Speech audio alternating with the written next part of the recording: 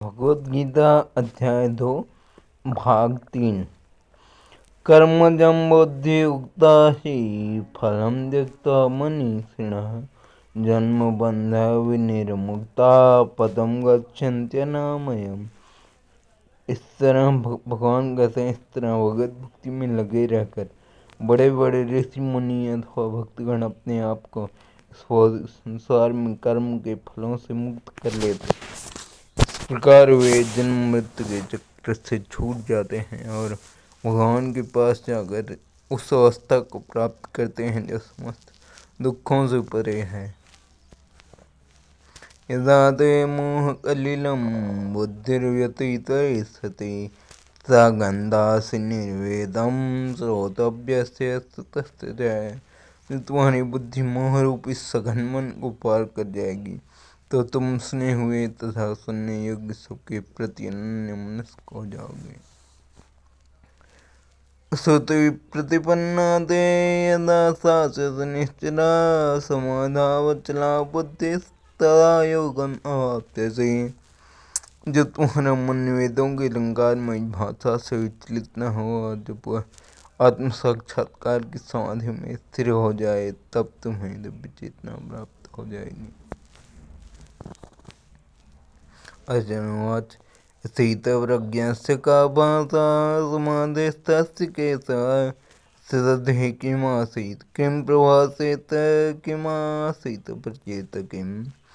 अर्जुन ने कहा, हे कृष्ण, अध्यात्मलीन चेतना वाली व्यक्ति स्थित प्रज्ञ के क्या लक्षण हैं, और कैसे बोलता है तथा उसकी भाषा क्या है, और किस तरह बैठता और चलता है। भगवानुवाच प्रजहाति यथा कामान् सर्वान् पार्थमनोगतान् आत्मन्येवात्मना तुष्टः स्थितप्रज्ञस्तदुच्यते। श्री भगवान ने कहा, हे पार्थ, जब मनुष्य मनोधर्म से उत्पन्न होने वाली इंद्रियों की समस्त कामनाओं का परित्याग कर देता है और जब इस तरह से विशुद्ध हुआ उसका मन आत्मा में संतोष प्राप्त करता है तो वह चेतना दिव्य चेतना को प्राप्त प्रज्ञ कहा जाता है। सुदुःखे सनुद्विग्नमना सुखेषु विगतस्पृहः वीतराग भय क्रोध स्थिरमुनिरुच्यते।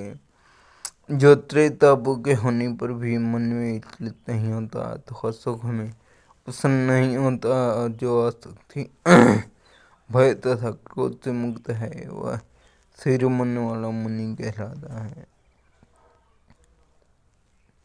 यह सर्वत्र नभिस्नेहस्तत्प्राप्य सुखासवं नाभिनन्दति न द्वेष्टि तस्य प्रज्ञा प्रतिष्ठिता।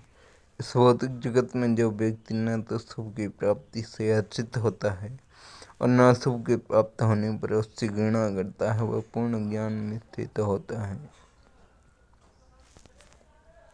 यदा सम्मरते जायं कर्मोऽङ्गानि सर्वशः इंद्रियार्थेभ्यः तस्य प्रज्ञा प्रतिष्ठिता।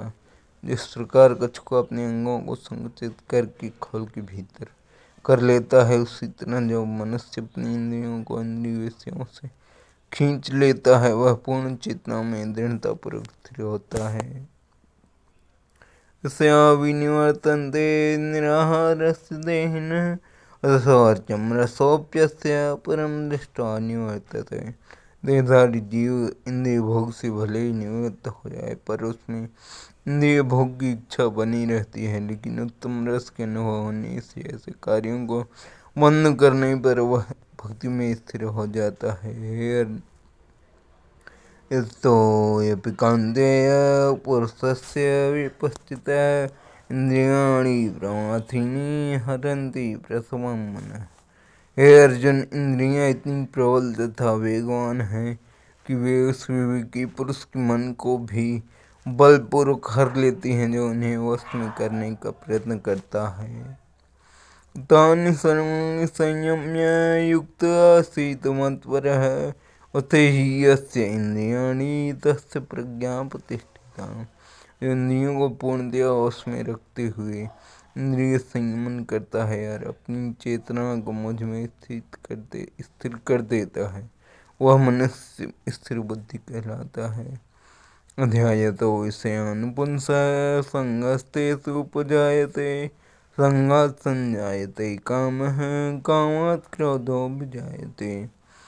इंद्रिय विषयों का चिंतन करते हुए मनुष्य की उनमें आसक्ति उत्पन्न हो जाती है, और ऐसी आसक्ति से काम उत्पन्न होता है, और फिर काम से क्रोध प्रकट होता है।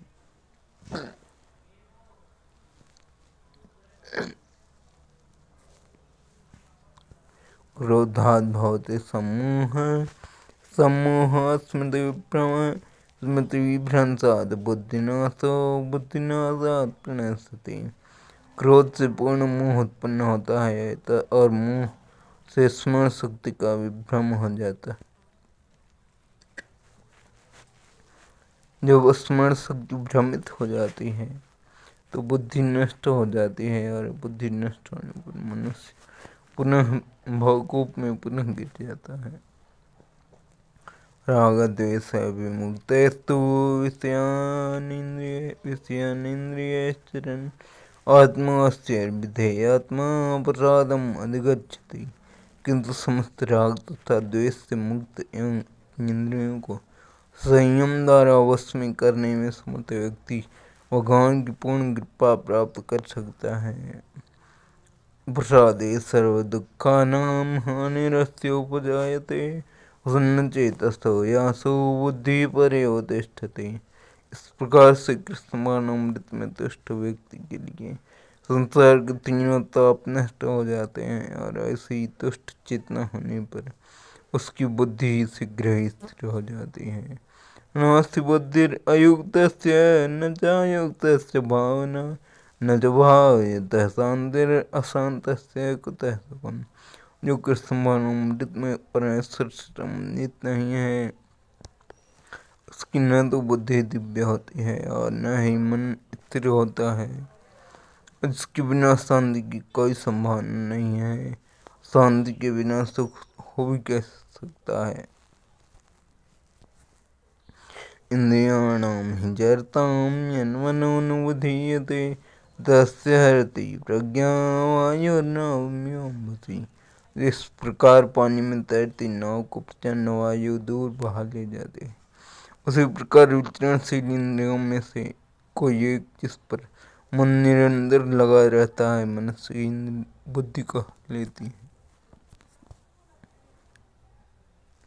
तस्माद्यस्य महाबाहो निगृहीतानि सर्वशः इंद्रियाणि इंद्रियार्थेभ्यस्तस्य प्रज्ञा प्रतिष्ठिता।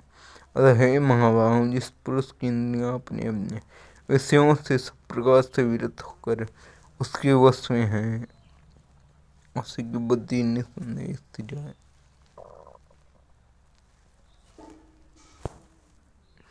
या निशा सर्वभूतानां तस्यां जागर्ति संयमी, यस्यां जागृति भूतानि सा निशा पश्यतो मुनिः। जो सब जीवों के लिए रात है वह आत्म संयमी के जागने का समय है, और जो समस्त जीवों के जागने का समय है वह आत्मनिरीक्षक मुनि के लिए रात्रि है। आपूर्यमाणम् अचलप्रतिष्ठं समुद्रमापः प्रविशन्ति यद्वत्, तद्वत् कामायं प्रविशन्ति सर्वे, स शान्तिमाप्नोति न कामकामी।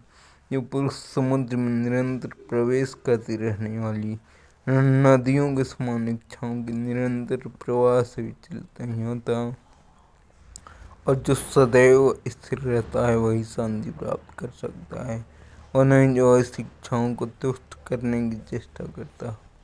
विहाय कामान्यः सर्वान् पुमांश्च रति निःस्पृहः, निर्ममो निरहंकारः स शांतिम् अधिगच्छति। जिस व्यक्ति ने इंद्रिय तृप्त की समस्त इच्छाओं का परित्याग कर दिया है, जो इच्छाओं से रहित है, और जिसने सारी ममता त्याग दी, अहंकार से रहित है, वही वास्तविक शांति को प्राप्त कर सकता है।